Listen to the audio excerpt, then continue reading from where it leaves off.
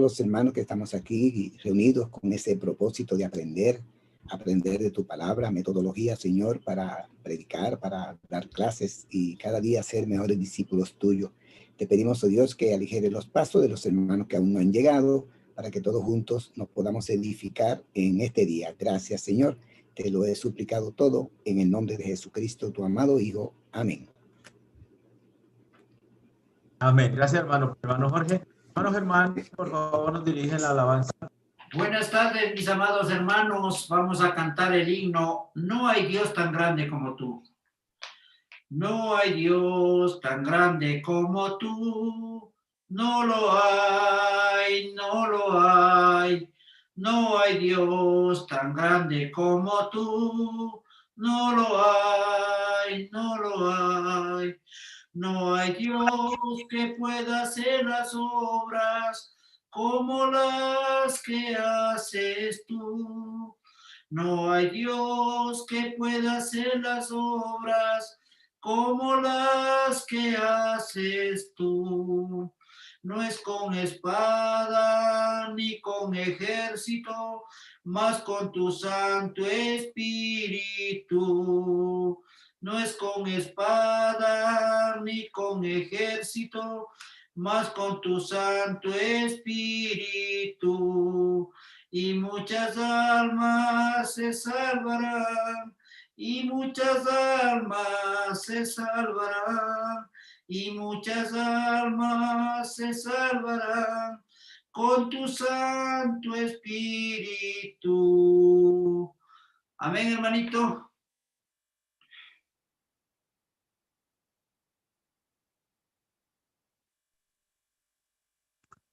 Muchas gracias, hermano Germán. Vamos a orar para quedar con nuestro hermano Luis Cepeda.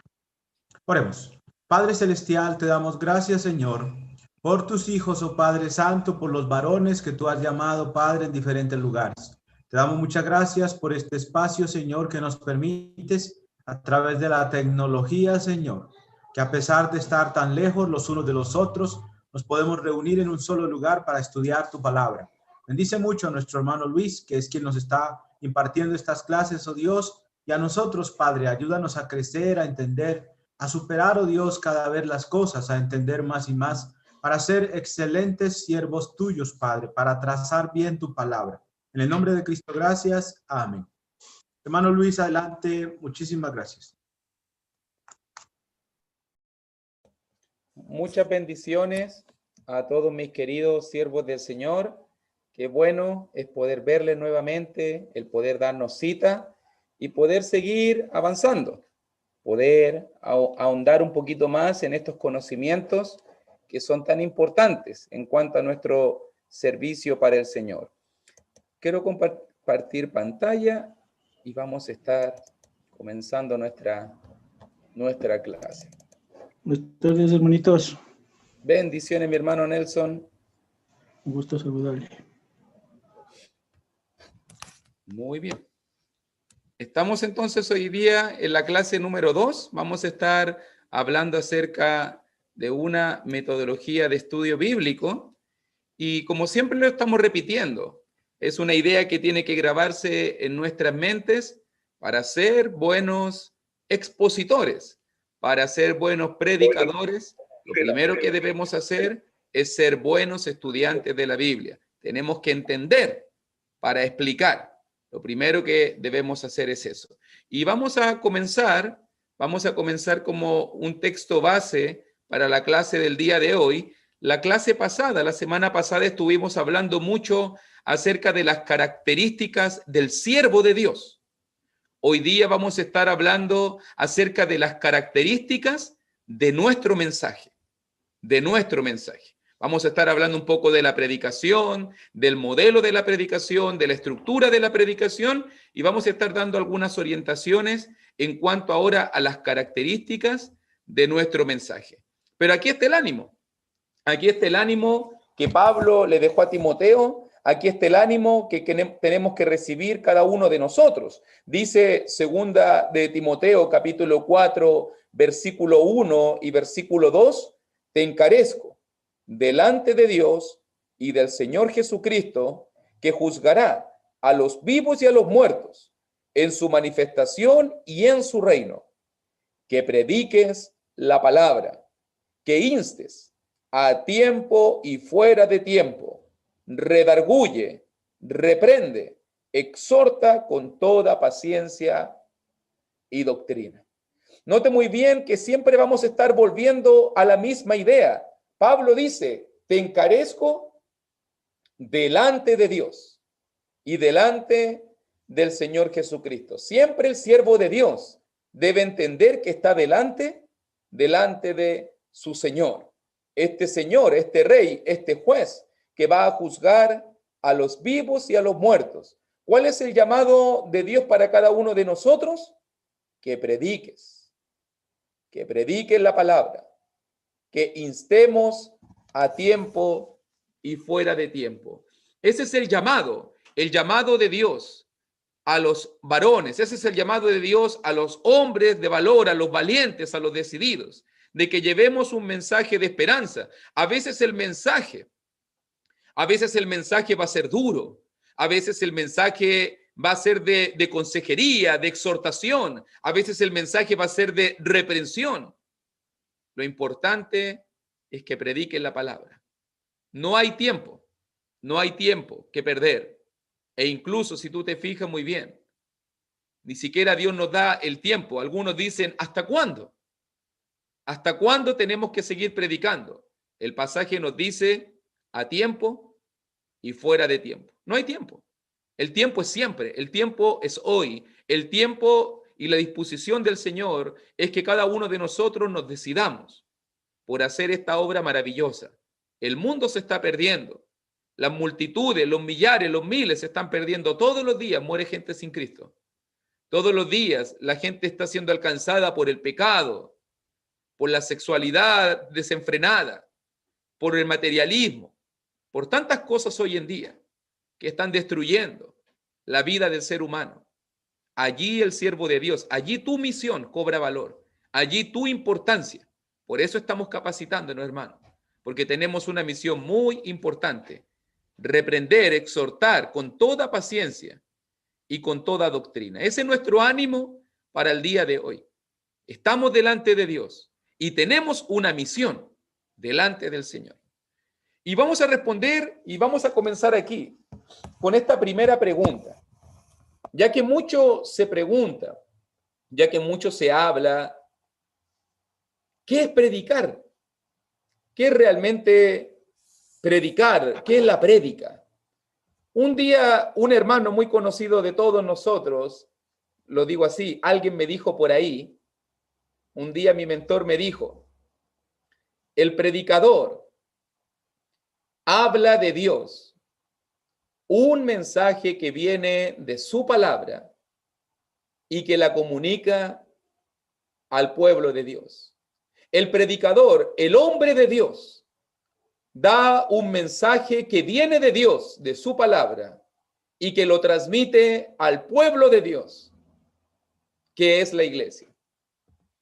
Otro autor definió por ahí que ¿qué es predicar? Y predicar es la comunicación de un mensaje bíblico de suma importancia para los oyentes con un propósito bien definido. Esta es una definición más técnica, pero note muy bien en algunos puntos importantes. Número uno, la comunicación. Todo tiene que ver en la prédica con comunicar. Todo tiene que ver como cómo transmitimos a las personas la verdad de Dios, el mensaje de Dios. Número dos, otro aspecto importante de esta definición es que debe ser un mensaje relevante. Debe ser un mensaje de suma importancia para los oyentes. El buen predicador debe conocer su audiencia. El buen predicador debe conocer su auditorio. El buen predicador debe conocer las necesidades del pueblo. No puede estar hablando cualquier mensaje o lo que se le venga primero a la mente o al corazón. Tiene que tener una relevancia, una importancia. Y eso nos va a llevar a la tercera indicación de esta definición con un propósito bien definido. Un día, me recuerdo yo para poder ejemplificarlo de alguna manera. Un día una hermana iba saliendo de un estudio y le preguntamos, hermanita, ¿cómo estuvo la palabra? Muy bonita. No, muy lindo el sermón, muy linda la enseñanza.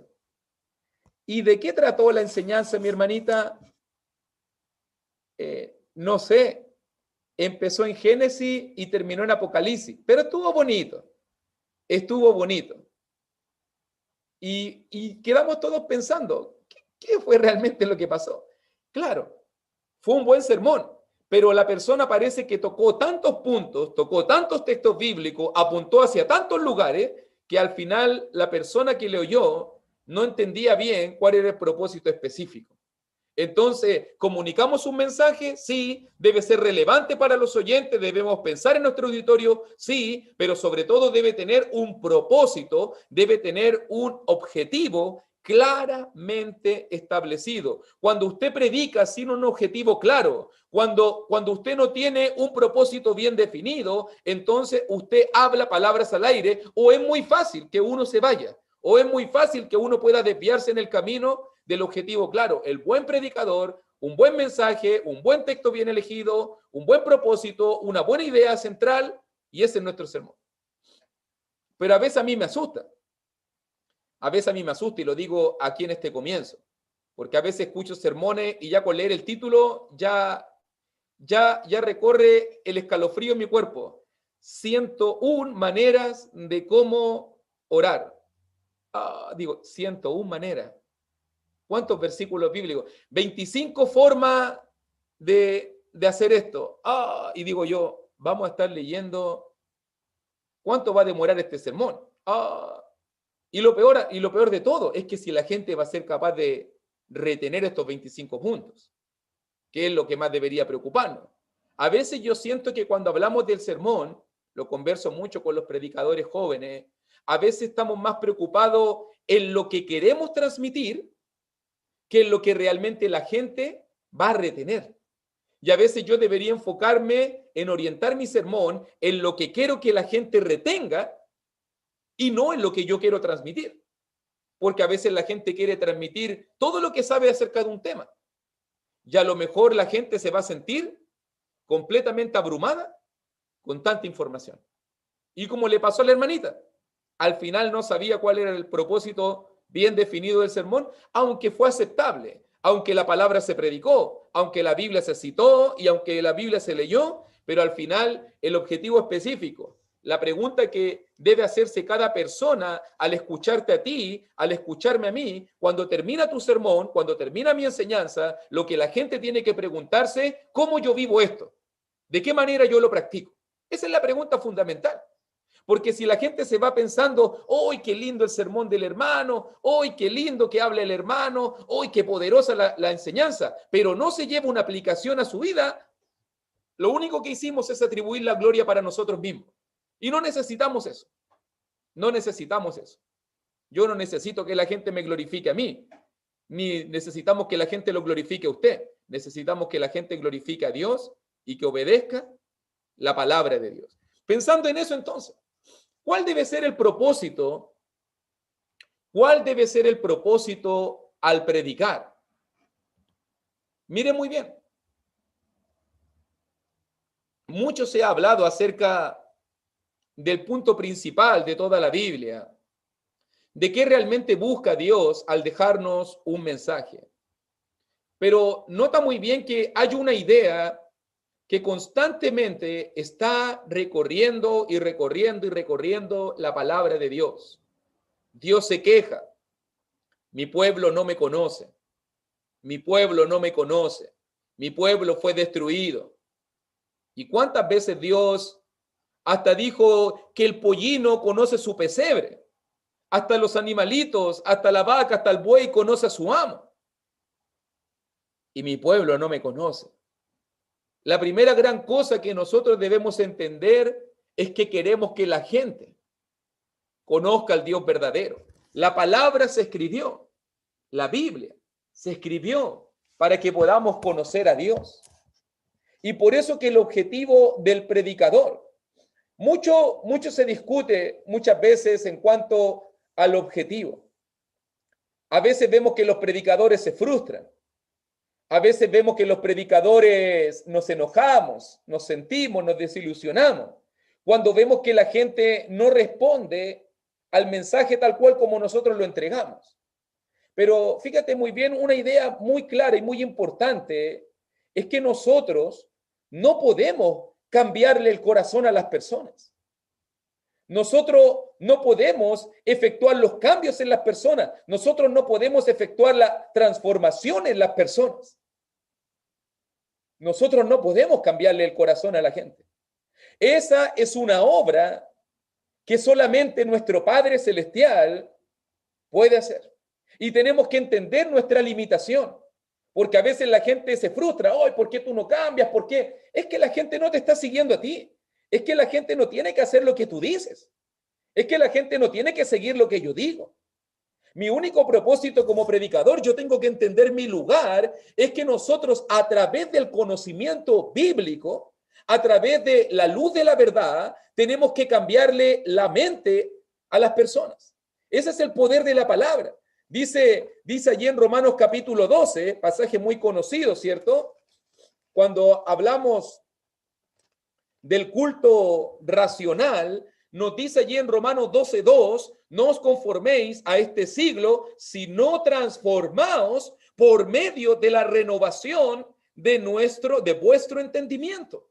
Para que la gente cambie, lo que tiene primero que suceder es que su entendimiento tiene que ser renovado, tiene que ser transformado. Es una transformación de adentro hacia afuera. A veces nosotros queremos que la gente cambie de afuera para adentro. No, es que compórtate así, es que habla así, es que vístete así, es que haz esto, es que dilo así, es que compórtate de esta manera. Y queremos que la gente cambie de afuera hacia adentro. Pero la obra del predicador es poder, con las ideas bíblicas, renovar, transformar, mejorar la mente de las personas. Para que comprobéis, dice el pasaje allí, Romanos 12:2, cuál sea la buena voluntad de Dios, agradable y perfecta. Note también que Efesios 4, otro versículo que si tú también quieres puedes leer y puedes buscar, esa es la misión del predicador. Esa debe ser tu evocación. Allí tú tienes que estar enfocado. Y nos dice en Efesios 4:22 también, en cuanto a la pasada manera de vivir, vamos a leer también 23, despojaos del viejo hombre que está viciado conforme a los deseos engañosos. Y dice allí, y renovaos en el espíritu de vuestra mente. Y después de eso dice, 24, y vestíos del nuevo hombre. ¿Te das cuenta el proceso? Llegamos destruidos, llegamos viciados, llegamos con un viejo hombre.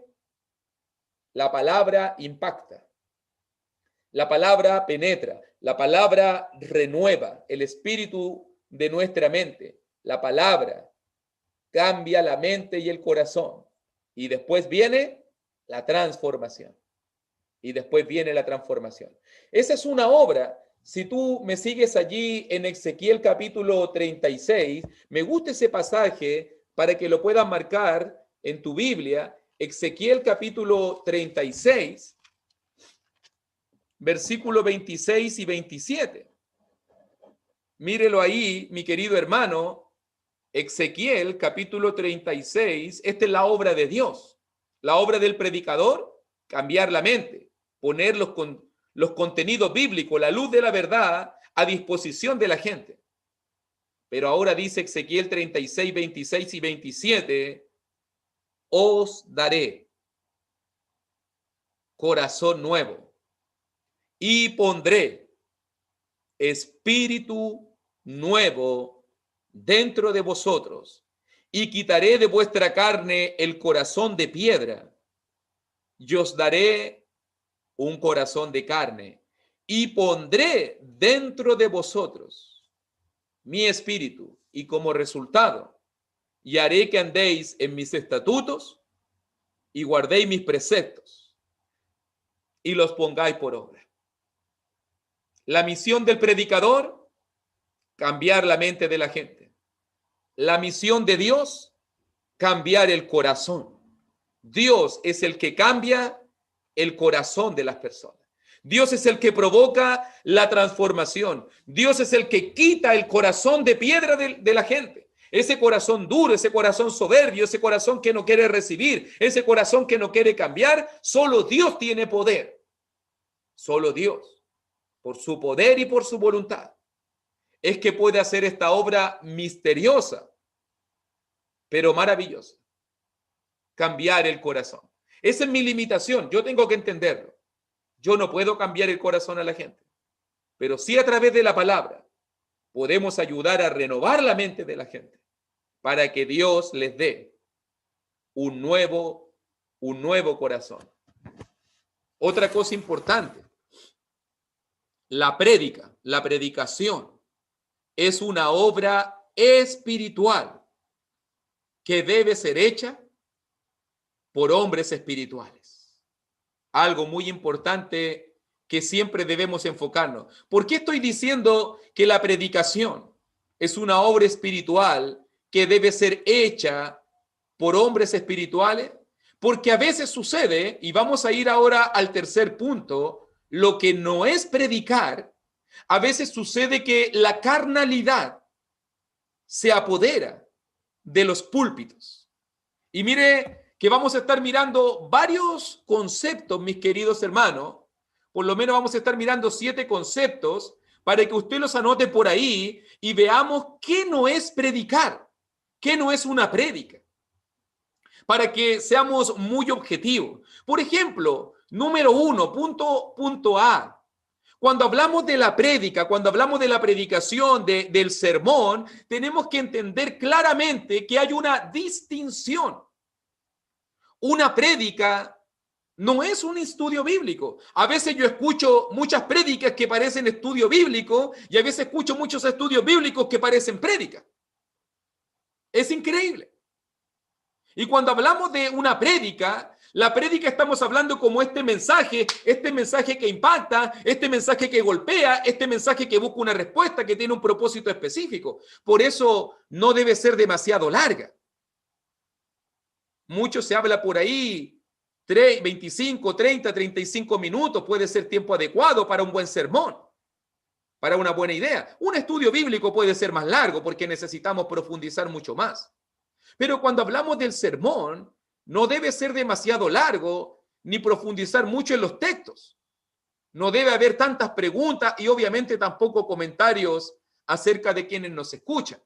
Pero la primera cosa que debemos darnos cuenta es que hay que hacer claramente una distinción entre lo que es una prédica a un estudio bíblico. Normalmente, en mi uso personal, prefiero siempre elegir un texto bíblico bien explicado y ese es mi sermón, en vez de, cuando hago un estudio bíblico, en vez de basarme en un tema y buscar varios textos bíblicos que fundamenten este tema. Para explicarme de una manera simple. A veces digo yo, menos es más. A veces digo yo, menos es más.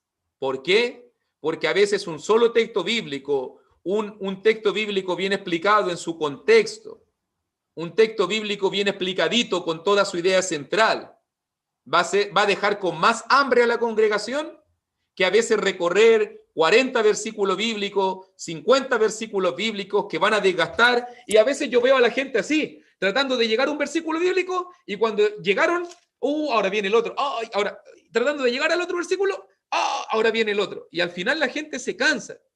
Al final algunos dicen, ya no, mejor no abro la Biblia. Él va a ir de aquí para allá. Así que va a complicar. Entonces, número 1, cuando hablamos de la prédica, una prédica no es un estudio bíblico.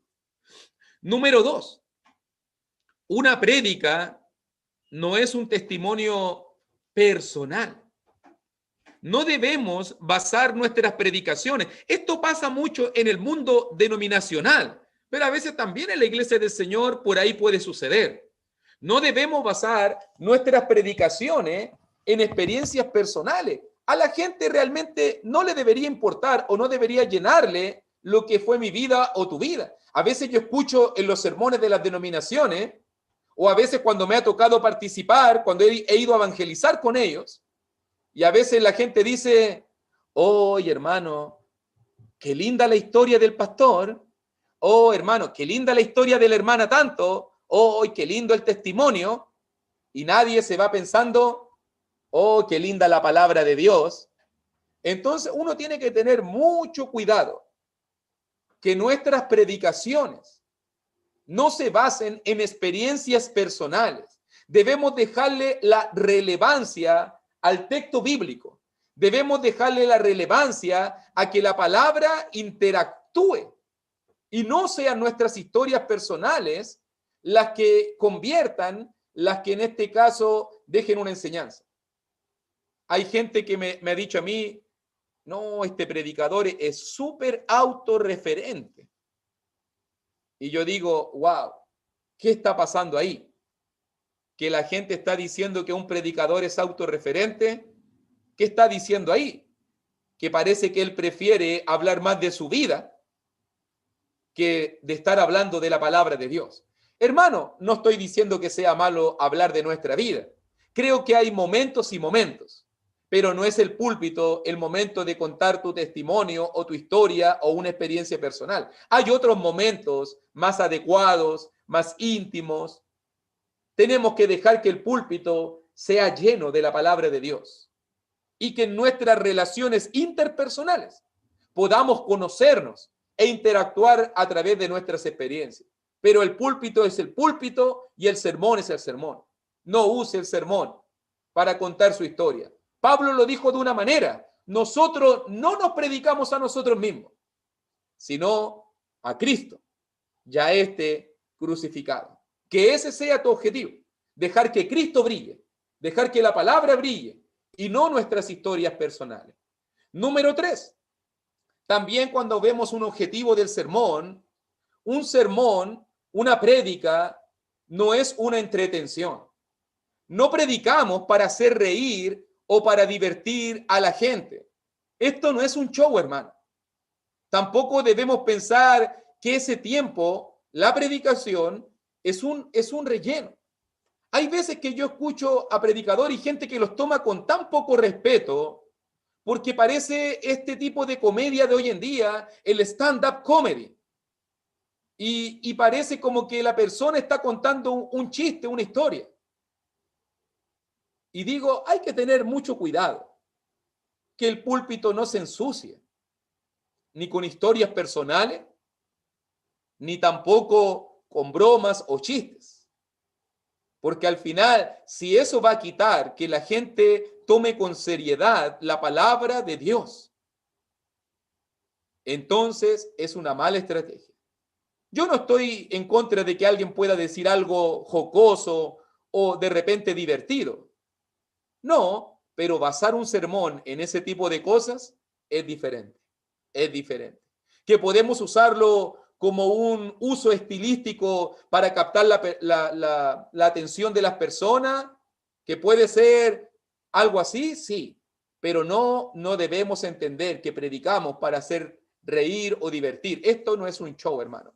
No nos paramos delante de la congregación para divertir a la gente. Nos paramos delante de la congregación para que la palabra sea expuesta y para que Dios impacte los corazones de las personas. Número 4. También, ¿qué no es predicar?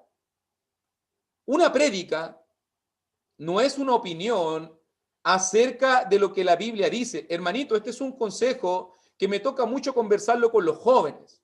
No debemos predicar nuestras propias opiniones. O si usted no está seguro de un punto, no lo predique. Si usted no está claro de algún tema, no, como decimos en mi país, no se mete en la pata de los caballos. No, va a salir dañado, va a salir golpeado. No opine. Lo mejor que podemos hacer es dejar que la palabra sola hable, que la palabra sea la que proponga, que la palabra sea la que transforme. Pero cuando comenzamos, es que yo creo, es que yo siento, es que me parece, es que mi opinión. Hay que distinguir claramente, hermano, que a veces cuando predicamos son las opiniones las que predominan y no la voluntad de Dios. Por eso tenemos que limpiar las basuritas de las opiniones personales y dejar que la voluntad de Dios sea expuesta claramente. ¿Yo puedo dar mi opinión? Sí, pero dejarlo claro. Es mi opinión personal. Pero no significa, porque es mi opinión personal, que otro que tenga una opinión personal distinta a la mía, signifique que esté mal. ¿Cierto? Recuerde que aquí lo que es irrefutable, lo que es infalible, es la doctrina. Es lo que está claramente establecido. Pero a veces uno comienza a ver discusiones. No, es que yo opino esto, es que yo creo esto, es que hay que hacerlo con corbata. Otros dicen, no hay que hacerlo con corbata. Otros dicen, es que hay que usar un traje. Aquí le llamamos terno, ambo, a esa vestimenta. Otros dicen que no. ¿Pero por qué mejor? Otros dicen, es que la mujer tiene que usar vestido. No, es que otra no tiene que pintarse. Es que el pelo largo, es que aquí, es que allá. Y al final comenzamos a hablar de lo que opinamos y no nos enfocamos en el centro, en lo que Dios quiere de nuestra vida. En lo que Dios quiere de nuestra vida. Diferente es decir, yo opino. Mi opinión, a mí me gusta. Hermanito, a usted le gusta. Amén por eso. A otros tal vez no le gustará. A otros tal vez tendrá otra práctica sana, obviamente. Sana, adecuada, correcta. Y lo importante es eso. Porque a veces vemos, no, es que mi opinión personal, o como lo dijo Jesucristo, como lo dijo Jesús en Mateo capítulo 15, que son hipócritas, pues en vano me honran, enseñando como doctrina mandamientos de hombres. Hay que tener cuidado con los mandamientos de hombres. ¿Ve que la gente quiere discutir de todas esas cosas? Mandamientos de hombre. Y no nos enfocamos en la voluntad de Dios. Número 5. Tampoco la prédica es una improvisación. Es muy normal en el mundo denominacional lo que le llaman el sermón por fe. Un día me contaron una historia, que un día un pastor de estos tenía la costumbre habitual de hojear la Biblia, cerraba los ojos y donde caía el dedo, ahí era el sermón. Era la costumbre de siempre. Y me lo contaron una persona que estuvo presente y me dijo, un día este pastor, él ya no iba en esa iglesia, un día este pastor hojeó la Biblia, cerró los ojos, puso el dedo y le salió en la hoja blanca que está entre el Antiguo Testamento y el Nuevo Testamento. Y ahí le quedó el dedo, en medio del blanco, de toda la hoja blanca. ¿Y sabe lo que él hizo? Dijo, cerró la Biblia. Hoy día Dios no tiene nada que decirnos. Que Dios le bendiga. Eso hizo. Porque él pasaba su predicación en improvisación. El mensaje por fe, hermano, no existe. Para que usted lo entienda claro. El mensaje por fe no existe. Es cierto de que Dios va a guiar la predicación, pero los hermanos me preguntan, ¿cómo es esto, hermano Luis? Yo creo que es 50 y 50. ¿En qué sentido lo digo? En que Dios quiere ver la preparación del predicador. Dios quiere ver el estudio, la reflexión, la meditación, la preocupación del predicador. Y cuando el predicador hace su trabajo, su 50%, entonces Dios pone de su gracia el otro 50%. Pero debemos prepararnos bastante para no caer en la improvisación. A veces la gente piensa que porque ya ha predicado esto tantas veces o porque ya conoce cierto pasaje, no le dedica el tiempo debido. Yo noto de inmediato cuando estoy en un sermón, cuando esto se basa en una improvisación o cuando hay una estructura, hay un bosquejo, hay ideas claras, hay puntos definidos. Porque a veces la gente habla por hablar y al final la predicación no debe ser ensuciada con tu falta de trabajo. Hermanos me dicen a mí, es que no tengo tiempo. Es que mi itinerario, es que mi agenda es muy ocupada. Hermanito, sea honesto. No se ponga a predicar si es así. No se ponga a predicar. No se ponga al juicio de Dios dándole un servicio que no es de excelencia. Entréguele a Dios la excelencia. Entrégale a Dios lo mejor. Y cuando usted tenga el tiempo, cuando usted se sienta preparado, cuando usted se sienta que domina el tema, entonces entrégale a Dios lo mejor. No estamos en el púlpito para entregarle a Dios migajas, cosas deficientes, sobras. No, estamos para darle a Dios. Esa es tu obra personal, ese es tu servicio a Dios. Yo sirvo a Dios a través de ese don, del don de la predicación, y mi exigencia es que tenemos que hacer algo de calidad. Algo de calidad. Que la gente sienta, este hermano se preparó. No, el hermano estudió. Pero a veces uno dice, ay, ¿con qué va a salir ahora este otro? ¿Qué es lo que viene ahora? ¿Qué va a decir ahora? Ay, Señor mío. Y muchas veces la prédica se vuelve algo insípido, algo somero, algo livianito, porque no nos hemos preparado de una manera correspondiente. Digo yo como un consejo a mis jóvenes predicadores. Normalmente, ¿qué hago yo? Algunos me preguntan. Normalmente, en mi estudio personal, yo siempre estoy estudiando tres temas. Número uno, el tema que debo predicar, lo que son mis responsabilidades. Número dos, el tema para mi vida personal. Yo también tengo que ministrarme la palabra de Dios en mi vida. Disciplina, dominio propio, el amor. Pero número tres, también debo dedicar tiempo de mi semana a estudiar temas que me van a capacitar, a desarrollar. Yo a veces veo que los predicadores están enfocados solamente en lo que quieren presentar y después se vacían, porque nunca se ministran a sí mismos o nunca tienen un canal de retroalimentación para poder nutrirse a sí mismos. Y hay hermanos que me dicen, a veces me siento vacío. Entrego, doy, y nunca me siento que me están entregando, nunca siento de que me estoy llenando. Entonces yo descubrí esa práctica. Estudio los temas que debo presentar, pero también me detengo en un momento. ¿Qué necesita Luis? ¿Qué necesitas tú? ¿En qué proceso estás? No vaya a ser que tú vas a entregar todo y al final te quedes sin nada para ti mismo. También Dios tiene que ministrarte a ti. Ok. Y también tiene que estar capacitándote, aprendiendo de área, la adoración, el hogar cristiano. ¿Cuántos temas hoy en día? Apocalipsis, un libro en específico. También estudio. En mi estudio bíblico personal. Esa es mi disciplina. Un estudio bíblico personal. Por ejemplo, yo ahora estoy leyendo el libro de Eclesiastés. Lo leo con mis hijos, lo leo con mi esposa, lo leo con mi hija. Todos tenemos la práctica habitualmente las noches de leer la Biblia, un capítulo, pero también en mi estudio personal lo repaso. Estuve con Esdras, con Nehemías, para aprender del liderazgo. Lo repaso. Nunca hago un sermón de Esdras, de Nehemías. Eso es para mí. En algún momento me sentiré capacitado para poder hacer sermones de Esdras y de Nehemías, pero lo hago de esa manera. Voy creando disciplina para que esto no sea una improvisación. Tampoco, y estos dos últimos puntos son delicados, no quiero abundar mucho en el tema, yo creo que usted lo entiende, pero usted sabe cuánto daño ha hecho a la predicación los ataques personales. No debemos utilizar las prédicas como dardos destinados a dañar a la gente. Hay gente que hasta los nombra. No hay que atacar a nadie en la prédica. Enseñar sí, atacarnos. Porque a veces no, es que el hermano tanto o que la persona tanto y ya falta como que más que nada, como que la persona, el predicador se pare. Hermano, ¿se puede poner de pie, por favor? De él estoy hablándole por si acaso. Él es el que está perdido. Casi falta eso que sucede en los púlpitos muchas veces.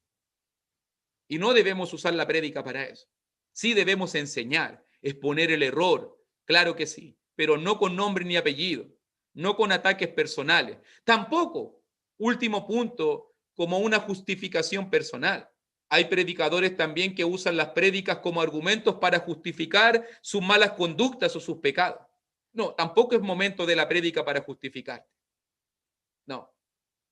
Es momento para que la palabra de Dios sea expuesta. Si tú tienes algún tema personal con alguien, vaya y convérselo con la persona. Si usted tiene un problema personal con la congregación o con cierto grupo de hermanos, vaya y convérselo con los hermanos. Pero el sermón no es el momento donde te justificas. El sermón no es el momento donde atacas. El sermón no es el momento donde improvisas. No, no es el momento. Es el momento para que la verdad de Dios llegue a los corazones de las personas. ¿Cuál es el modelo clásico? El modelo clásico de la comunicación. Note muy bien que el modelo clásico de la comunicación que nosotros usamos en nuestros sermones tiene 4 componentes fundamentales. Hay un emisor, el que emite el mensaje, o sea, el predicador, la prédica, el mensaje transmitido. Hay un receptor, un oyente. Y el número 4, la reacción o retroalimentación se llama técnicamente la reacción positiva o negativa. Tenemos que darnos cuenta claramente de este modelo. El predicador se va a encargar de transmitir un mensaje con un propósito bien definido a sus oyentes. A veces la reacción. Por ejemplo, Pedro predicó un tremendo mensaje en el día de Pentecostés. Y la reacción fue que más de 3.000 personas, como 3.000, pidieron ser bautizadas. Y aquel día se añadieron a la iglesia de Jerusalén. Una reacción positiva. Otra vez se dio un sermón de la misma calidad. Fue predicado por Esteban, delante de los judíos también. Un sermón de calidad, un predicador, un emisor eminente, un mensaje de calidad. Pero los oyentes estaban endurecidos y crujían sus dientes. Y la reacción de ellos, usted conoce la historia. Tomaron a Esteban, tomaron piedra, las pusieron su ropa a los pies de Saulo, hicieron un juicio abreviado y mataron a este tremendo predicador a piedrazos. Una reacción negativa. A veces nuestros sermones van a traer reacciones positivas. Y qué alegría por las reacciones positivas.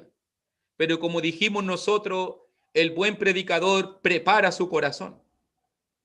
A veces la gente no te va a apedrear, pero a veces van a ser como el joven rico. El joven rico se fue triste. Mateo capítulo 19. Porque tenía muchas posesiones y no quiso obedecer a la voluntad de Dios. A veces va a ser como el rey Agripa, Berenice. Estás loco, Pablo, las muchas letras te han vuelto loco. A veces la gente te va a juzgar, te va a criticar. A veces, como Pablo en Atenas, va a haber poquito conversión.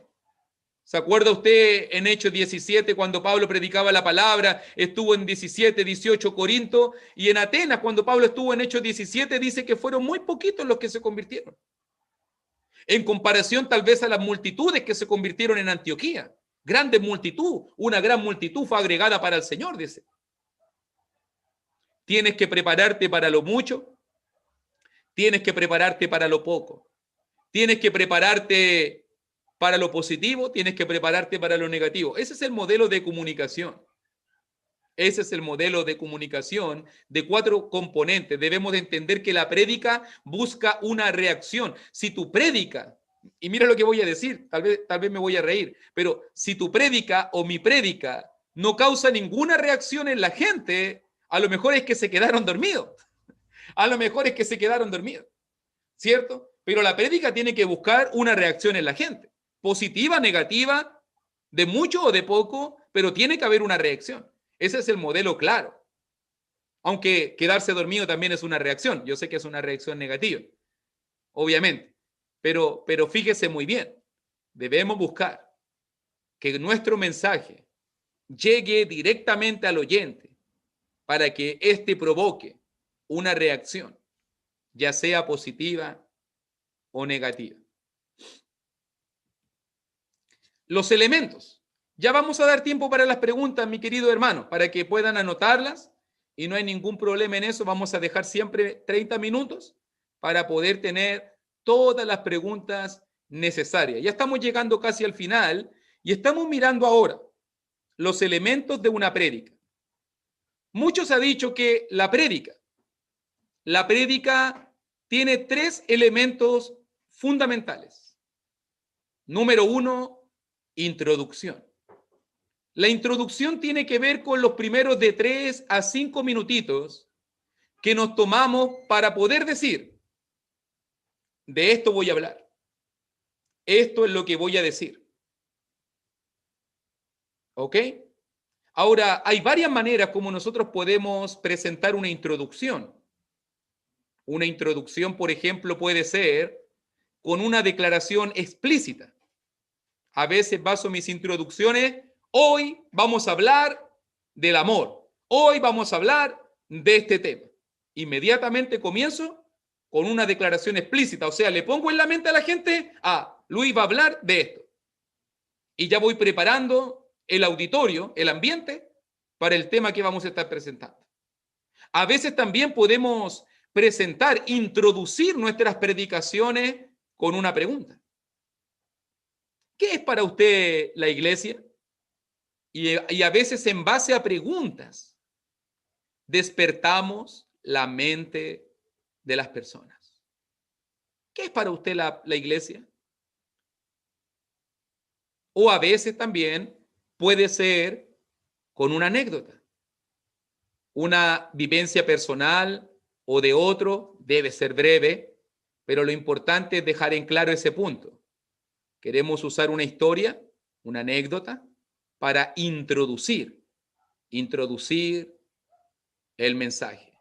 Un día, en una congregación que usaba medios audiovisuales, una congregación que le gustaba mucho el tema del PowerPoint y todo eso, una congregación americana, el predicador, había una película en ese tiempo muy famosa, que era la del Señor de los Anillos, y supuestamente en esta historia, por lo que me contaron a mí,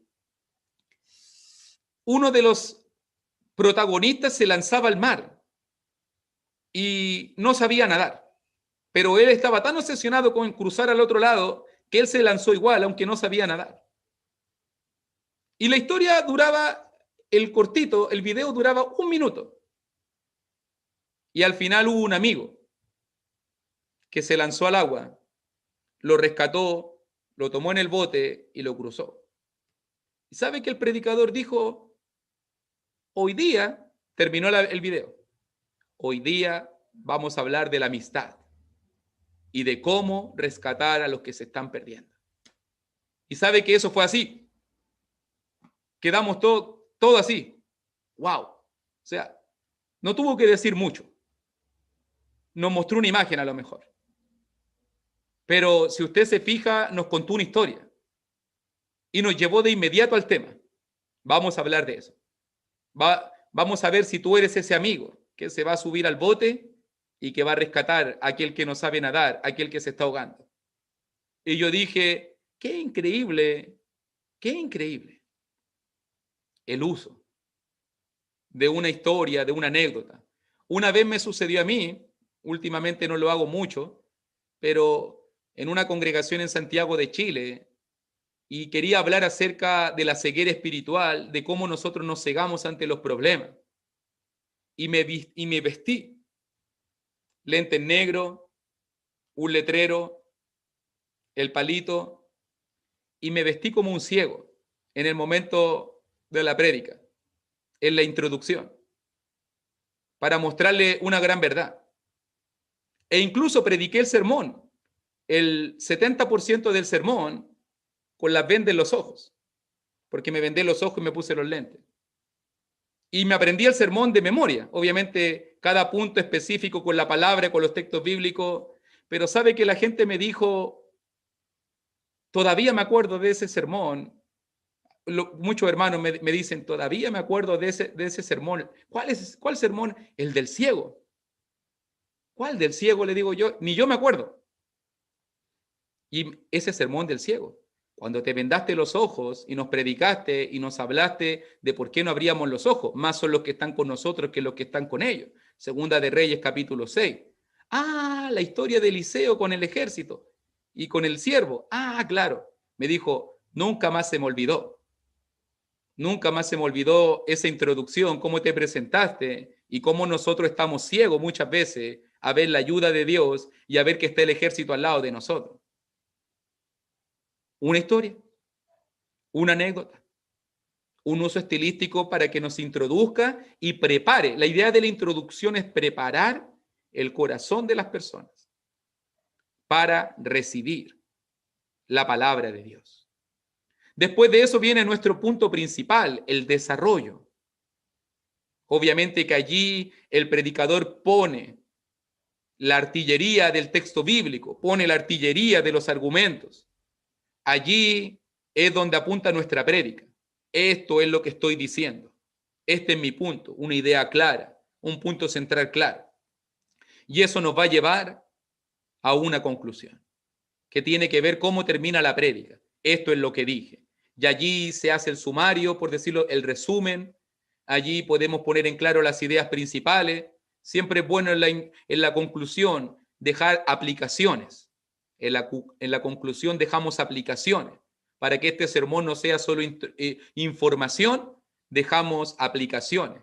Para que la gente pueda vivir y pueda cumplir la palabra de Dios. Tres etapas entonces. Una introducción que prepare el corazón, un punto principal, el argumento de nuestro sermón y una conclusión donde encontramos las aplicaciones, en este caso al diario vivir. Último punto, solamente quiero dejarlo como una pregunta. Último punto que vamos a estar viendo hoy día, 2 pasajes importantes. Muchos me preguntan, hermano Luis, pero ¿para qué debemos estudiar la Biblia? ¿Para qué debemos ser tan rigurosos con el texto? ¿Para qué debemos informar a la gente con la palabra de Dios? Creo que hay 2 grandes motivos por qué tú y yo debemos estudiar la Biblia, debemos predicar la Biblia, debemos entregar la Biblia. Número 1, estudiamos la Biblia, hermano. Si estás en este momento aquí con nosotros, estudiamos la Biblia para entenderla, para entenderla. Ya nos dice la palabra de Dios allí en Nehemías capítulo 8, versículo 8. Usted puede, si quiere, después leer el contexto. Cuando estaba el escriba, Esdras, presentando la palabra delante de todo el pueblo, leyéndole la ley a todo el pueblo. Pero el texto que me quiero enfocar allí en Nehemías 8:8, que dice, y leían en el libro de la ley de Dios claramente, y ponían el sentido de modo que entendiesen la lectura. Ahí está tu propósito. ¿Para qué quieres leer la ley del libro de Dios claramente? Para ponerle sentido, para entender. Porque cuando la gente entiende, si tú miras el contexto de Nehemías 8, la gente se fue con grande alegría. La gente se fue a ofrecer porciones, a comer, a beber, a celebrar, porque habían entendido la palabra de Dios. No hay cosa más linda en la vida que poder entender la voluntad de Dios. No hay cosa más linda en la vida que sentirse en el centro de la voluntad de Dios. Y su misión y mi misión, hermano, es poder ayudar a la gente, poner el sentido con nuestras armas, herramientas, estrategias, a la luz de la palabra, para que la gente entienda la voluntad de Dios. Por eso estudiamos la Biblia, para que la gente entienda, para que tú y yo entendamos. Si no entendemos, no vamos a poder transmitir. Yo no voy a poder entregarte algo que no entiendo. El primer trabajo tengo que hacerlo yo. ¿Entendemos la palabra? ¿Y para qué? Obviamente, para practicarla. Entendemos para practicar. Ya lo dijo Santiago en el 1:22, texto muy conocido. Pero sed hacedores de la palabra, y no tan solamente oidores, engañándoos a vosotros mismos. Ahí está la súplica. Señor, ayúdanos a no ser solo oidores de la palabra. Queremos ser hacedores.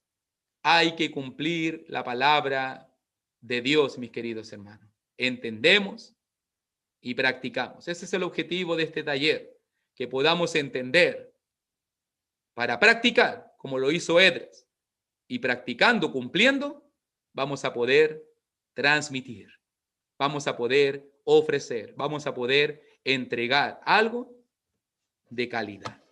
Así que, mis queridos hermanos, hoy día estuvimos mirando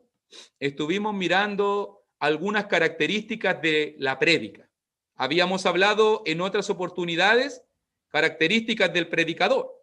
Ahora hablamos algunas características, en este caso, de la predicación. Así que, mi hermano Humberto, vamos a dar espacio ahora para las preguntas, ¿cierto? Para los comentarios, para la retroalimentación. Recuerde que para que se cumpla ahora el modelo de la comunicación, ya el emisor entregó el mensaje, ya el mensaje llegó al receptor y ahora necesitamos la retroalimentación. Claro que sí, hermano. Vamos a hacer una oración y quedamos en el tiempo de comentarios y preguntas.